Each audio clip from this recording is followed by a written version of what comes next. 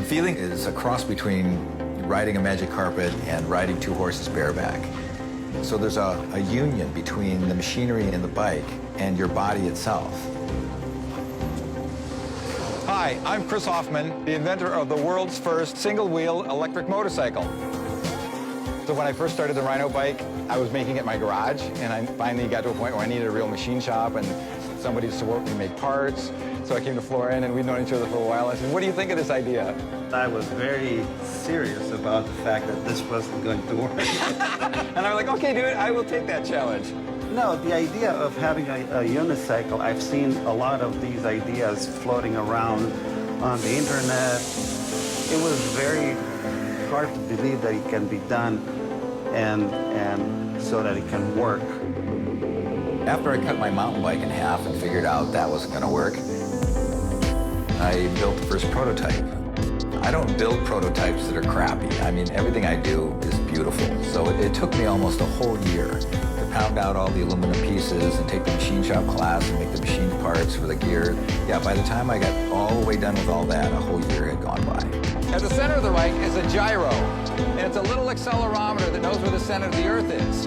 So that shows up in software as a tilt angle. So if the bike leans forward, it simply drives the wheel under the center of gravity. So it's very stable. And it's also very powerful, so it'll do that really quick.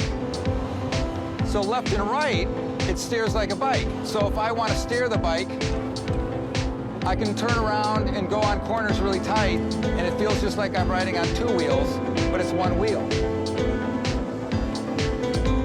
We have to do something simple, because if you add two wheels and flywheels, it's just going to get too complicated and it's going to be too expensive. So the only thing we could do was add steering like on a bike, and my software guy's like, what sense does that make? It's one wheel. I'm like, let's just build it. So we just slapped some stuff together, welded this frame, put some handlebars on the front, and added the steering linkage in the back. So he puts the software into this bike, we turn it on, and I just ride off down the street, like magic. We built Prototype 2 to add some level of steering, just to prove that, would steering have an effect? And that prototype was what I started riding around my neighborhood because it was so much fun. But at one point, I'm riding that bike along, and the gyro came unplugged and smashed into the ground, and I ended up going into the ground pretty hard. I could have killed myself, and there was a moment there where the day after I hurt myself, I'm standing in the living room of my house, and the bike is laying out in the driveway in the pouring rain because the neighbors brought it home. And I asked myself that question, do I want to continue to do this?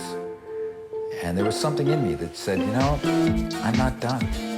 The fact that you were riding on one wheel, which seems really counterintuitive, like it would make it really difficult, but the magic of the steering and the balance technology together allowed the Rhino to be this simple platform that you sit on, and it moves you around the city. You're able to put your feet down on the ground when you're stopped, so my hands are free. I'm at eye level with people, so we can interact and hang out. I can spin on axis and go in a different direction instantly, unlike a bicycle where you have to sort of like make a big turn. It's hard to get your head around when you first see it because it's so smooth that when you ride it, because most people that watch a Unicycle Rider, they're flailing their arms around and trying to stay in balance, and this thing just goes by like it's on a railroad track, and they can't figure it out. I mean, to get to this point, it was probably about $5,000 out of my pocket. And then, to get to that point, it was more like $80,000. By that time, I had left my marriage and sold my house. It's really cool. Are you the inventor? Mm-hmm. It's like a dance. It teaches you something about yourself, almost. After you're done riding around, you feel better. It's kind of euphoric, kind of exciting as you move through an urban landscape and find your destination. I look for emerging technologies that will change our lives. There's a balance we all have between the future we envision and what we're willing to give up, to actually get to that future. I just built it, and it wasn't until I started riding it around in the city that I discovered really what it was.